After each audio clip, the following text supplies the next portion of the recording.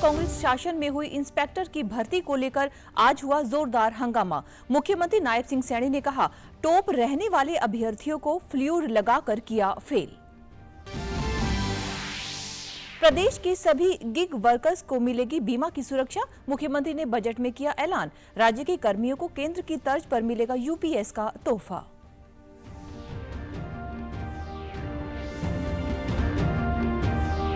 चंडीगढ़ में केंद्र सरकार व किसान नेताओं के बीच कल होगी 7वें दौर की वार्ता। सुबह 11 बजे बुलाई गई बैठक, केंद्रीय मंत्री होंगे शामिल।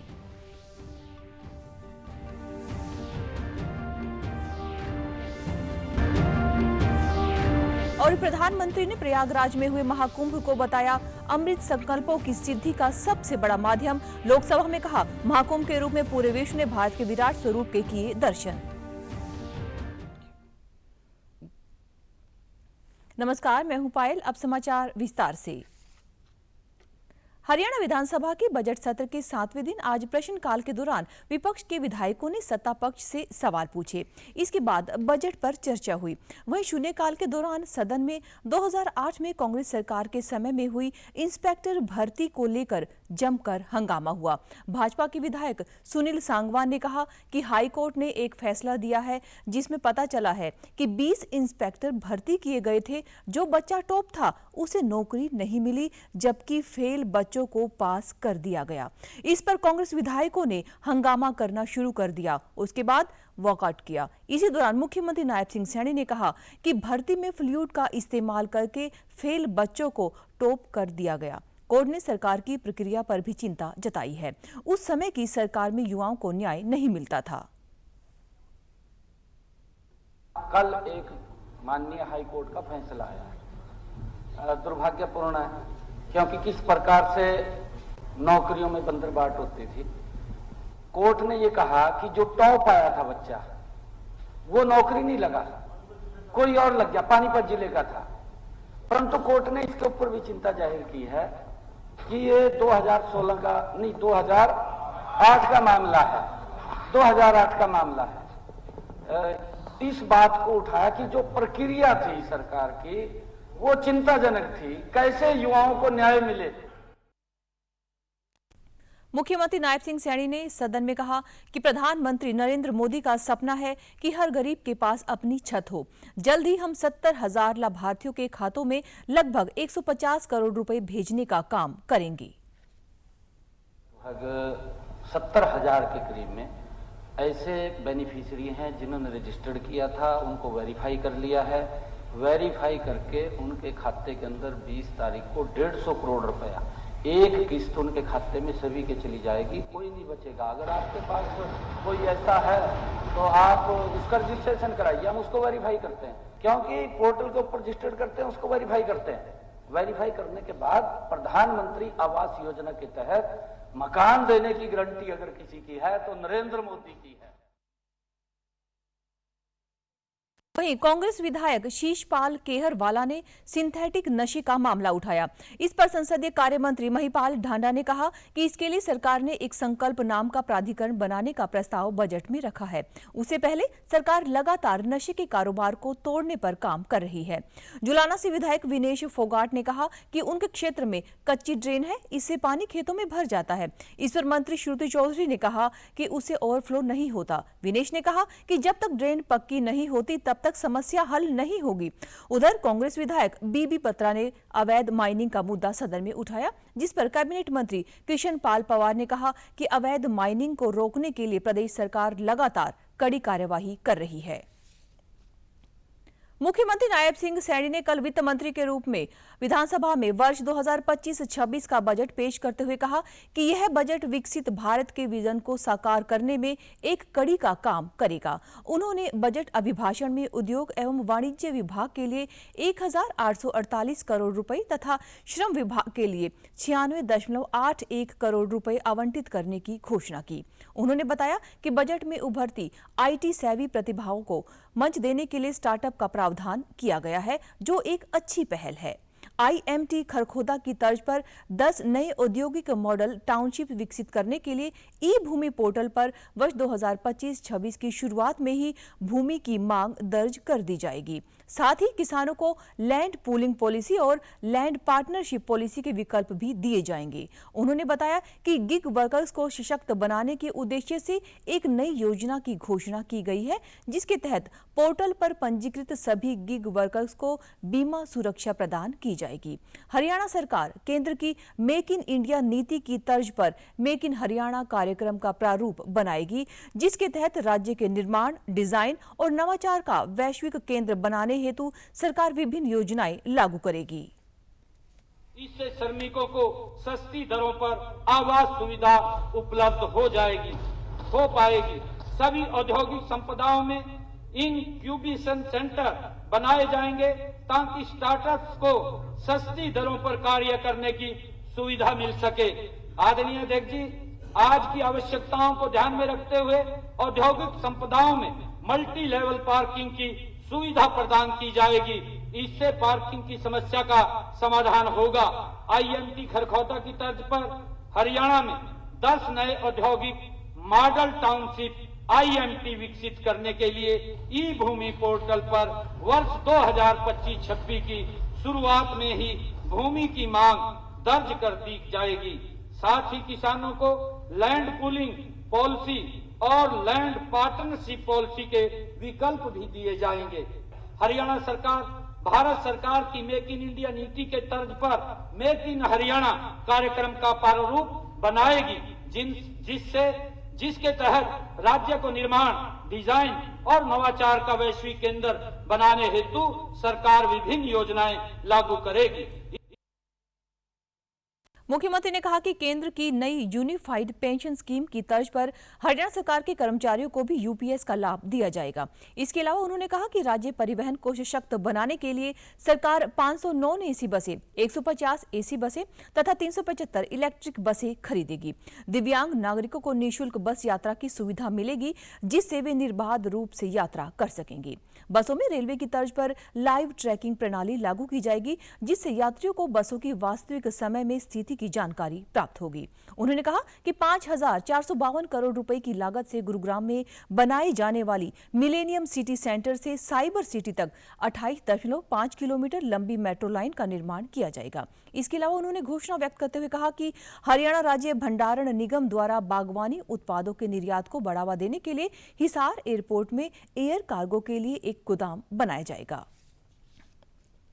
मुख्यमंत्री नायब सिंह सैनी द्वारा कल प्रदेश के इतिहास में पहली बार पेश किए गए 2,05,017 करोड़ के बजट को राज्य के कैबिनेट मंत्रियों ने विकास उन्मुखी बताया है। कैबिनेट मंत्री अनिल विज और रणबीर सिंह गंगवा ने कहा कि बजट को तैयार करने से पहले मुख्यमंत्री के पास करीब 11,000 सुझाव आए थे, जिनको बजट में समायोजित किया गया है। इस बजट में हरियाणा के हर कोने में हर वर्ग तक विकास पहुंचाने का प्रावधान किया गया है। बजट पर कांग्रेस द्वारा दिए गए बयान को लेकर विज ने कहा कि कांग्रेस के पास सिर्फ विरोध के सिवा कोई काम नहीं है। ये प्रधानमंत्री नरेंद्र मोदी जी के विकसित भारत के विजन को मद्देनजर रखकर बनाया गया है। मुख्यमंत्री जी ने इसको बनाने से पहले लगभग 11,000 सुझाव मुख्यमंत्री जी के पास आए हैं। उनका अध्ययन करने के बाद इस बजट को बनाया गया और मैं समझता हूँ कि हर वर्ग को, हर क्षेत्र को, हर क्लास को हरियाणा के चप्पे चप्पे तक विकास पहुंचाने के लिए इसमें प्रावधान किए गए। कांग्रेस तो अपने समय में कभी कुछ करती नहीं थी, इसलिए उनको तो सिर्फ ऑब्जेक्शन करने के सिवा उनके पास कोई काम नहीं। 2,05,000 करोड़ से भी ज़्यादा का बजट माननीय मुख्यमंत्री महोदय ने पेश करने का काम किया है, जिसको हर वर्ग को टच करने का काम किया है। जो संकल्प पत्र में जो वायदे किए थे उसको भी पूरा करने का काम जो किया है, और हरियाणा प्रदेश को और ज़्यादा विकास की गति देने वाला बजट ये मैं कहूँगा। और जो लाडो लक्ष्मी योजना जो 2100 रुपये महिलाओं को देने की बात थी, उसके लिए भी 5000 करोड़ का इसमें प्रावधान रखा गया है, और वो ओपन रखा गया है कि अगर उसमें ज़्यादा की जरूरत पड़ेगी तो ज़्यादा दिया जाएगा। विपक्ष को ये दिखाई नहीं देगा, क्योंकि विपक्ष तो केवल और केवल विरोध करने का काम करता है, उनको कोई पॉजिटिव चीज़ कोई दिखाई दे ही नहीं रही है। कैबिनेट मंत्री विपुल गोयल, श्याम सिंह राणा व खेल राज्य मंत्री गौरव गौतम ने कहा कि इस बजट से प्रदेश के विकास को और गति मिलेगी। इसमें हर वर्ग के उत्थान को समावेश किया गया है। विपक्ष पर निशाना साधते हुए उन्होंने कहा कि भाजपा जो कहती है उसे अवश्य पूरा करती है। हरियाणा की तरक्की, हरियाणा को आगे बढ़ाने वाला बजट है, और इसके अंदर उद्योगपतियों को, व्यापारियों को, किसान को, जवान को, खिलाड़ियों को, हर किसी को, इसमें कर्मचारियों को, हर किसी का ध्यान रखा गया है, और हर किसी के लिए कुछ ना कुछ अच्छी चीजें इस बजट के अंदर। विपक्ष तो इस तरीके की बातें करेगा, लेकिन उन्हें भारतीय जनता पार्टी की कार्यशैली के बारे में भी अच्छे तरीके से पता है। जो कहते हैं वो करते हैं। सारे प्रदेश के लिए, सबके लिए ये अच्छा बजट है। विपक्ष का तो कहना ही ऐसे ही होता है ना, विपक्ष तो बोलेगा ऐसे। एक गौ अभ्यारण्य बनाने की घोषणा हुई आज, जितने बेसहारा पशु हैं हर जिले में 150 एकड़ का कम ज़्यादा का भी हो सकता है, गौ अभ्यारण्य बनेगा, उससे निजात मिलेगी। और आने वाले टाइम में एक बहुत बड़ा अच्छा दूध का सेंटर बनेगा। हर वर्ग के लिए, महिलाओं के लिए, युवाओं के लिए, हर क्षेत्र में, उद्योग के क्षेत्र में, इंफ्रा के क्षेत्र में, सड़क के क्षेत्र में, रेल के क्षेत्र में, मेट्रो में, हर वर्ग के काम के लिए एक बजट जो पेश किया गया, मुझे लगता है कि इससे पूरे हरियाणा प्रदेश के हर व्यक्ति से इस बजट को लाभ मिलेगा। विपक्ष की मजबूरी है आरोप और प्रत्यारोप करना, लेकिन वो भी बजट के बाद जलेबी का आनंद हमारे साथ ले रहे थे, और भूरी भूरी प्रशंसा। उनको भी पता है कि इस बजट से हरियाणा प्रदेश के हर व्यक्ति को फायदा होने वाला है। मुख्यमंत्री हरियाणा द्वारा कल विधानसभा में पेश किए गए बजट से प्रदेशवासी खुश हैं। बजट में मुख्यमंत्री ने स्वास्थ्य, शिक्षा, आर्टिफिशियल इंटेलिजेंस, कृषि, परिवहन, पर्यटन आदि सभी क्षेत्रों को बढ़ावा देने की बात कही है। पंचकूला निवासियों ने प्रदेश के सभी अस्पतालों में 50 बेड का क्रिटिकल केयर यूनिट बनाने की घोषणा का स्वागत करते हुए कहा कि इससे अति गंभीर मरीजों को बहुत सुविधा होगी। पंचकूला व गुरुग्राम को आर्टिफिशियल इंटेलिजेंस बनने से युवाओं को रोजगार के बेहतर अवसर मिलेंगे। प्रत्येक जिले में मल्टी पार्किंग बनने से आम जनता के साथ साथ दुकानदारों को भी लाभ होगा। यादविंद्रा गार्डन व टिक्कर ताल को पुनः विकसित करने से पर्यटन के क्षेत्र को भी बढ़ावा मिलेगा। वहीं Haryana chamber of commerce and industries के पूर्व अध्यक्ष सीबी गोयल ने कहा कि यह एक संतुलित बजट है। सरकार ने असंगठित उद्योगों को संगठित करने की पहल की है। बजट पास किया है, उसके according 50 bedded critical care unit जो है हर एक अस्पताल में बनाए जाने का एक आवेदन पेश किया गया है, जो कि एक बहुत सराहनीय कदम है, क्योंकि ये जितने भी इमरजेंसी और ज़रूरतमंद पेशेंट हैं उनके लिए एक बहुत हेल्पफुल कदम रहेगा। उसमें जो AI लेटेस्ट टेक्नोलॉजी है, अब उसका हब जो पंचकूला और गुड़गांव में बनाया जाएगा, उससे पंचकूला की डेवलपमेंट, गुड़गांव और हरियाणा की डेवलपमेंट में बहुत बढ़िया मिलेगा, और बच्चों को AI की टेक्नोलॉजी को समझने और पढ़ने में इजी होगा। ये जो मल्टी लेवल पार्किंग इन्होंने स्टार्ट कर रहे हैं, वो भी बहुत अच्छा स्टेप है, जो हमारे जैसे लोगों के लिए बहुत सुविधा प्राप्त करेगा। लेबर के लिए डोरमेट्री हाउसिंग की बात कही है, और श्रमिकों की भलाई के लिए ESI डिस्पेंसरियों का सुधारीकरण और उसका अपग्रेडेशन करने की बात कही है, जिससे कि श्रमिकों को अच्छा इलाज मिल सकेगा और रहने की सुविधाएं मिलेंगी। और वहीं पर टेक्निकल जो मैन पावर की कमी इंडस्ट्री को खल रही है, उसके लिए भी उन्होंने ITIs और डिप्लोमा कोर्सेज के लिए बहुत सारे प्रावधान दिए हैं। वहीं अंबाला व सिरसा जिले के लोगों ने कल पेश हुए प्रदेश के बजट को चहुमुखी विकास वाला बजट बताया है। उन्होंने कहा कि बजट में प्रत्येक वर्ग के हितों को ध्यान में रखते हुए मुख्यमंत्री ने शिक्षा, स्वास्थ्य, कृषि, खेल के क्षेत्र में अनेक घोषणाओं की सौगात दी है। इस बजट से प्रदेश में विकास के नए आयाम स्थापित होंगे। इसमें जो महिलाओं के लिए लाडो योजना है जिसमें 2100 रुपए का वितरण किया जाएगा, वो बहुत अच्छा प्रावधान है जिससे महिलाएं अपने आप को गृह कार्य के साथ साथ थोड़ा एम्पावर महसूस करेंगे इकोनॉमिकली, तो वो उसको अपने तरीके से व्यय कर पाएंगी और अपना वो स्वरोजगार भी बना पाएंगी।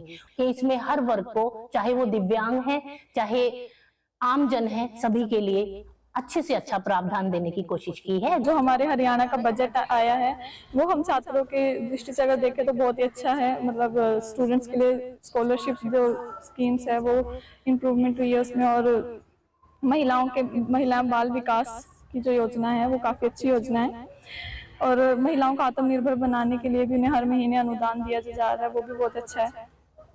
इसके अलावा जो शिक्षा के क्षेत्र में अगर हम देखें तो आंगनबाड़ियों को जो है प्ले स्कूल्स में बदलने के बारे में जो बोला गया है वो भी बहुत अच्छी स्कीम है। जैसे गाय खरीदने के लिए पहले 25,000 दिया जाता था, अब 30,000 दे रहे हैं, बहुत अच्छी बात है जी। और पहले क्या था सिस्टम, जैसे महिलाओं के लिए रोजगार की सिस्टम था, जैसे अब डायरी खोलने के लिए इनको 1 लाख रुपए बिना ऋण के ऋण दिया जा रहा है बिना ब्याज के, जो बहुत अच्छा है। इससे लेडीज को दिक्कत नहीं आएगी। युवा पीढ़ी का विशेष तौर पर ख्याल रखा गया है, उनके लिए शिक्षा के में भी काफ़ी योजनाएं दी गई हैं, जैसे मेडिकल कॉलेज में सीटें बढ़ाई गई हैं और गौ माता की सेवा के लिए भी 51 शेडों के लिए 5 करोड़ का प्रावधान किया गया है। इस प्रकार गौ माता के लिए आंदोलनरत किसानों और केंद्र सरकार के बीच 7वीं बैठक कल सुबह 11 बजे चंडीगढ़ में होगी। फसलों की एमएसपी की लीगल गारंटी समेत 13 मुद्दों को लेकर किसानों की केंद्र सरकार से बातचीत चल रही है। जानकारी के अनुसार केंद्र की तरफ से किसानों को मीटिंग का अधिकृत पत्र भेजा गया है। इससे पहले हुई बैठक चंडीगढ़ में ही हुई थी। किसानों का साफ कहना है कि जब तक उनकी सुनवाई नहीं होती है तब तक यह संघर्ष खत्म नहीं करेंगे। किसान नेता जगजीत सिंह डल्लेवाल ने कहा कि बैठक में दोनों फोरम के नेता शामिल होंगे, साथ ही वह उसमें अपना पक्ष रखेंगे। दूसरी तरफ बैठक में केंद्र सरकार के मंत्री व पंजाब सरकार के मंत्री भी शामिल होंगे। डल्लेवाल का पंजाब हरियाणा के खनौरी बॉर्डर पर आमरण अनशन 113वें दिन में दाखिल हो गया है। उन्होंने केंद्र सरकार का पत्र मिलने के बाद वीडियो संदेश जारी करके कहा है कि 19 मार्च को जो हमारी केंद्र सरकार के साथ बैठक तय हुई थी, हालांकि मीटिंग का समय पहले शाम 5 बजे था, जिसे बदलकर अब सुबह 11 बजे चंडीगढ़ में किया गया है।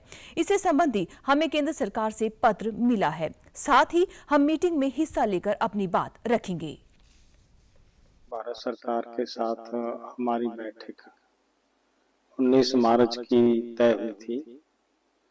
वो बैठक 19 मार्च को ही होगी और उसका समय तब्दील किया गया है। जो 5 बजे शाम को होनी थी वो दोपहर 11 बजे वो बैठक होगी और वहीं पे 26 सेक्टर में महात्मा गांधी का जो इंस्टीट्यूट बना महात्मा गांधी जी के नाम पे, महात्मा गांधी इंस्टीट्यूट में ही वो बैठक होगी। वो जो हमें लेटर मिला है वो भारत सरकार के एग्रीकल्चर मिनिस्ट्री के जॉइंट सेक्रेटरी जी की तरफ से हमें आज सुबह पत्र मिला है। उसके माध्यम से हमें ये जानकारी मिली है और इस बैठक में हमारे दोनों फोरमों की तरफ से हमारे साथी भाग लेंगे। वहां हम जाकर अपनी बात रखेंगे। इससे पहले किसानों और केंद्र सरकार के बीच 22 फरवरी को बैठक हुई थी, जिसकी अध्यक्षता केंद्रीय कृषि मंत्री शिवराज सिंह चौहान ने की थी। बैठक करीब 3.5 घंटे तक चली थी। इसमें किसानों ने केंद्र सरकार को दलील दी कि केंद्र सरकार एमएसपी देने का फैसला लेती है तो किसी तरह की परेशानी नहीं आएगी। प्रधानमंत्री नरेंद्र मोदी ने प्रयागराज में महाकुंभ के सफल आयोजन पर लोकसभा में दिए अपने वक्तव्य में कहा कि इसमें शामिल लोगों ने मैं की भावना को छोड़कर हम के भाव को अपनाया। उन्होंने कहा कि वहां छोटे बड़े का कोई भेद नहीं था। देश की एकता का सामर्थ्य इतना बड़ा है कि उसे भेदने के सारे प्रयासों को उसने भेद दिया है। प्रधानमंत्री ने महाकुंभ से मिली प्रेरणाओं का भी जिक्र करते हुए उन्होंने नदी उत्सव की परंपरा को विस्तार दिए जाने का आह्वान किया। महाकुंभ ऐसा आयोजन रहा जिसमें देश के हर क्षेत्र से हर एक कोने से आए लोग एक हो गए। लोग अहम त्याग कर वयम के भाव से, मैं नहीं हम की भावना से प्रयागराज में जुटे। महाकुंभ में हमने देखा है कि वहां छोटे बड़े का कोई भेद नहीं था। ये भारत का बहुत बड़ा सामर्थ्य है। ये दिखाता है कि एकता का अद्भुत तत्व हमारे भीतर रचा बसा हुआ है। हमारी एकता का सामर्थ्य इतना है कि वो भेदने के सारे प्रयासों को भी भेद देता है। प्रधानमंत्री ने लोकसभा को संबोधित करते हुए कहा कि महाकुंभ में देशवासियों ने राष्ट्रीय चेतना के दर्शन किए। उन्होंने कहा कि महाकुंभ ने सभी शंकाओं तथा आशंकाओं का जवाब दिया है। हमने हमारी राष्ट्रीय चेतना के जागरण के विराट दर्शन किए हैं। ये जो राष्ट्रीय चेतना है, ये जो राष्ट्र को नए संकल्पों की तरफ ले जाती है, ये नए संकल्पों की सिद्धि के लिए प्रेरित करती है। महाकुंभ ने उन शंकाओं आशंकाओं को भी उचित जवाब दिया है जो हमारे सामर्थ्य को लेकर कुछ लोगों के मन में रहती है।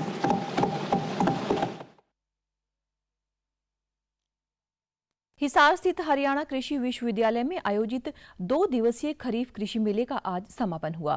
प्रदेश के साथ साथ पंजाब, राजस्थान व दिल्ली के करीब 70,000 से अधिक किसान मेले में पहुंचे। प्रदेश भर के 40 प्रगतिशील किसानों को विश्वविद्यालय के कुलपति प्रोफेसर BR काम्बोज ने सम्मानित किया। सोनीपत जिले के मंडोरा ग्राम निवासी प्रगतिशील महिला किसान पूनम ने बताया कि केंचुआ खाद यूनिट लगाई हुई है और जैविक खेती वह कर रही है। आज उन्हें प्रगतिशील किसान का पुरस्कार मिला है। उन्होंने कहा कि जहर मुक्त खेती करने से हमारा स्वास्थ्य भी ठीक रहेगा। पूनम ने बताया कि वे स्वयं सहायता समूह से जुड़ी हुई हैं। वहीं फतेहाबाद जिले के कुम्हारिया ग्रामवासी प्रगतिशील किसान धर्मवीर ने बताया कि केंचुआ खाद प्लांट लगाया हुआ है, जिससे अच्छी गुणवत्ता की खाद का उत्पादन हो रहा है। केंचुआ खाद का प्रयोग करने से बागवानी करने वाले किसानों को फसल उत्पादन में फायदा मिल रहा है। वे केंचुआ खाद यूनिट लगाने के इच्छुक किसानों को प्रशिक्षण भी देते हैं। और जैविक खेती और केंचुआ यूनिट लगाने के कारण मुझे ये प्रगतिशील किसान का अवार्ड मिला है कृषि विश्वविद्यालय, चरण सिंह कृषि विश्वविद्यालय की तरफ से। सर, हम जैविक खेती कर रहे हैं, दूसरों को भी जैविक खेती के लिए प्रोत्साहन दे रहे हैं कि सब अपना जैविक खेती करें और जहर मुक्त भारत बनाने में अपना कदम दें, अपने स्वास्थ्य को भी स्वस्थ रखें, दूसरों को भी स्वस्थ रखने के लिए प्रेरित करें। कम से कम हम खुद तो जैविक खाएं, दूसरों को भी प्रेरित करें कि वो भी जैविक खाएं और बीमारियों से मुक्त रहें। हमने 1 एकड़ के अंदर केंचुआ खाद का प्लांट लगा रखा है, जिससे हम बहुत ही अच्छी क्वालिटी की केंचुआ खाद बना के किसानों को देते हैं, जिससे जो बागवानी के जो किसान हैं उनको भी अच्छा फायदा मिल रहा है और जो जैविक की तरफ जाना चाह रहे हैं उनके लिए भी अच्छा ऑप्शन मिल रहा है, क्योंकि जो पहले से वो उपज ले रहे थे वो उपज केंचुआ खाद डालने से मिल जाती है। और जो भी किसान अपने घर के लिए, अपने खेतों के लिए केंचुआ खाद का खुद का प्लांट लगाना चाहते हैं, उनको हम मुफ्त में ट्रेनिंग भी देते हैं। किसानों ने बताया कि मेले में कृषि के साथ साथ उन्हें पशुपालन से संबंधित भी बहुत सारी जानकारी मिलती है। पशुओं के नस्ल सुधार और सरकार द्वारा चलाई जा रही विभिन्न परियोजनाओं के बारे में भी जानकारी हासिल हुई है। पशुओं की नस्ल सुधार के ऊपर भी जानकारी मिलती है, नई नई जो गवर्नमेंट की स्कीम्स है उसके बारे में जानकारी मिलती है, साथ ही कृषि यंत्रों के बारे में और जो कृषि की नई टेक्नोलॉजी आई है उनके बारे में भी यहाँ काफी अच्छी जानकारी मिलती है। तो हर व्यक्ति को मैं कहूँ इस तरह के मेलों में आना चाहिए। खुश हो गया भाई, मेला में आए, अच्छा मजा आ गया भाई। और सारे किसान भाई जरूर आना चाहिए इस मेले में भाई। ज्ञान मिला है, बिहाड़े सीखने मिला है भाई, फसल है बारह, नशा है बारह, बहुत सब कुछ मिला है। बढ़िया बढ़िया डॉक्टर है, मजा आ गया। महेंद्रगढ़ जिला प्रशासन ने अवैध खनन को रोकने के लिए विशेष टीमों का गठन किया है। ये टीमें लगातार छापेमारी कर अवैध वाहनों की चेकिंग कर रही हैं। जिले में जनवरी व फरवरी में 2025 में 800 से अधिक वाहनों की चेकिंग की गई, जिनमें से 58 वाहनों को इंपाउंड कर इन पर करीब 45 लाख रुपए का जुर्माना भी लगाया गया। उपायुक्त विवेक भारती ने बताया कि अवैध खनन को लेकर विशेष चेकिंग अभियान चलाया जा रहा है। जनवरी माह में 24 24 वाहनों को इम्पाउंड किया और इन पर 17 लाख रुपए का जुर्माना लगाया गया। इसी तरह फरवरी महीने में 34 वाहनों को इम्पाउंड कर उन पर 28 लाख रुपए का जुर्माना लगाया गया। अवैध खनन रोकने के लिए सरपंचों के साथ बैठक की गई है। उन्हें कहा गया है कि कहीं भी अवैध खनन होता है तो तुरंत इसकी जानकारी जिला प्रशासन को दें ताकि अवैध खनन को रोका जा सके। पिछले जनवरी माह में कोई 563 व्हीकल्स चेक किए गए, जिसमें से 24 व्हीकल सीज किए गए और जिसमें से 19 के अगेंस्ट FIR दर्ज करवाई गई और करीबन 17 लाख के करीब पेनल्टी इम्पोज की गई। इसी तरह से फरवरी माह में भी कोई 256 व्हीकल चेक किए गए, जिसमें 34 व्हीकल पकड़े गए और 12 FIR करवाई गई हैं और 28 लाख के करीब पेनल्टी इम्पोज की गई। तो इसमें हमारे ऑफिसर्स को भी यही है, इंटर डिपार्टमेंटल टीम्स बनाई गई हैं, SDM खुद मौके पर जाकर चीज़ों का निरीक्षण भी कर रहे हैं और एक मीटिंग सरपंच के द्वारा मैंने ली थी, जिसमें सरपंच को भी ये कहा गया है कि आप इस तरह की अवैध खनन की एक्टिविटी को नोटिस करें। देश में अब वन नेशन वन इलेक्शन कानून पास होने वाला है। वर्ष 2029 में इसी के अनुसार चुनाव भी होंगे, जिसका सारा प्रारूप तैयार भी हो चुका है। इसी कड़ी में भाजपा द्वारा भिवानी में एक सेमिनार का आयोजन करवाया गया। राज्य संयोजक विजय पाल सिंह विशेष रूप से उपस्थित थे। कार्यक्रम में वन नेशन वन इलेक्शन के राज्य संयोजक विजय पाल सिंह ने कहा कि 2029 में ये लागू हो जाएगा। देश में 5 से 6 चरणों में चुनाव होगा। इसके लागू होने के बाद देश का न केवल खर्चा बचेगा बल्कि समय भी बचेगा। अब हर साल हर महीने देश के किसी न किसी कोने में चुनाव होता रहता है। लोकसभा का, विधानसभा का, नगर पालिका का, पंचायत का और पूरे साल किसी न किसी कोने में इलेक्शन होता रहता है। देश पर आर्थिक बोझ भी आता है और जो सेना है और अर्धसैनिक बल है उनको भी इसमें बड़ी भारी समस्या आती है। चुनाव में सुधार के लिए वन नेशन वन इलेक्शन का प्रावधान होना चाहिए, जिससे कि देश में विकास भी सुचारू रूप से चले और देश पर आर्थिक बोझ भी ना आए। वहीं राज्य सूचना आयुक्त डॉक्टर जगबीर सिंह, हरियाणा विद्यालय शिक्षा बोर्ड के चेयरमैन डॉक्टर पवन शर्मा व भिवानी के वरिष्ठ अधिवक्ता GP पोपली भी इस कार्यक्रम में शामिल हुए। इन्होंने वन नेशन वन इलेक्शन पर न केवल उपस्थित लोगों को समझाया बल्कि उनके सवालों के जवाब भी दिए। IMA को भी और नीमा के कार्यकर्ताओं को भी सबको बधाई देता हूँ। चुनाव के कारण से बार बार आचार संहिता लगती है। देश में जो काम लोगों की भलाई के लिए करने होते हैं, जनता की भलाई के वो कार्य रुक जाते हैं। एक बार ही चुनाव होगा तो एक बार में ही कुछ समय के लिए आचार संहिता लगेगी और पूरा लगभग 5 साल तक फिर उसके बाद कोई आचार संहिता नहीं लगेगी। इस कारण से ये समाज को फायदा होने वाला है। वन नेशन वन इलेक्शन यदि होगा तो उसमें खर्च सीमा भी काफी कम हो जाएगी, क्योंकि जो इलेक्शन के टाइम में अलग अलग तरह से ब्लैक मनी का फ्लो होता है वो रुक जाएगा। जैसे कि कई वोटर्स को ललचाने के लिए इलेक्शन में इस प्रकार की प्रक्रिया लगाई आमतौर पर अडॉप्ट की जाती है, या और दूसरे बहुत सारे अलग अलग तरह के तरीके हैं। देश के सभी बैंक करदाताओं की सुविधा के लिए 31 मार्च 2025 को सार्वजनिक अवकाश के बावजूद लेन देन के लिए खुले रहेंगे। रिजर्व बैंक ने आज कहा कि चालू वित्त वर्ष में ही सरकारी प्राप्तियों और विशेष समाशोधन कार्य संचालित करने के लिए आवश्यक प्रबंध किए गए हैं। रिजर्व बैंक ने बैंकों को अलग से निर्देश जारी करते हुए 31 मार्च को सामान्य कार्य समय तक काउंटर पर लेन देन के लिए शाखाएं खुली रखने को कहा है। सूचना और प्रसारण मंत्रालय की प्रमुख पहल वेव्स के XR क्रिएटर हैकाथॉन का आयोजन वेव्स लैब्स द्वारा किया गया। XR क्रिएटर हैकाथॉन को भारतीय XR उद्योग की क्रांति के रूप में सामने लाया गया है और वेव्स लैब्स न केवल परिवर्तन की अगुवाई कर रहा है बल्कि नियर जैसे जो नवाचारी स्टार्टअप है उनके लिए एक सशक्त मंच भी दे रहा है। देखिए हमारी यह एक खास report. Augmented reality AR app near को विकसित कर रही है, जो वास्तविक दुनिया के स्थानों में हाइपर लोकल इंटरैक्शन को सक्षम करेगा। पारंपरिक सोशल मीडिया के विपरीत नियर उपयोगकर्ताओं को AR में पोस्ट देखने की अनुमति देता है, चाहे वे किसी कैफे, विश्वविद्यालय या सार्वजनिक स्थान पर हों। बस ऐप का कैमरा ओपन करना है और उपयोगकर्ता पिछले 24 घंटों में अपने सटीक स्थान पर किए गए पोस्ट के साथ इंटरैक्ट कर सकते हैं। नियर ऐप वर्तमान में अपने MVP चरण में है, जिसे XR क्रिएटर हैकाथॉन के अंतर्गत विकसित किया गया है और इसमें विस्तार की अपार संभावनाएं हैं। ऑडियो वीडियो के जो नए सेक्टर है, जो टेक्नोलॉजिकल सेक्टर है, जो अभी उभर रहे हैं, जैसे AR VR का सेक्टर है, गेमिंग का हमारा सेक्टर है, जो एक मार्केट में जो अभी जो एक पोटेंशियल रखता है, लगभग जो अराउंड 2030 तक हमारी 29 बिलियन 30 बिलियन तक की डॉलर की इंडस्ट्री बन सकता, उसको हम कैसे एक बूस्ट दें, उस पे वेव्स का फोकस है। परीक्षित भार्गव, अखिल कुमार आनंद, अमित। समाचारों में आज के लिए बस इतना ही। नमस्कार। को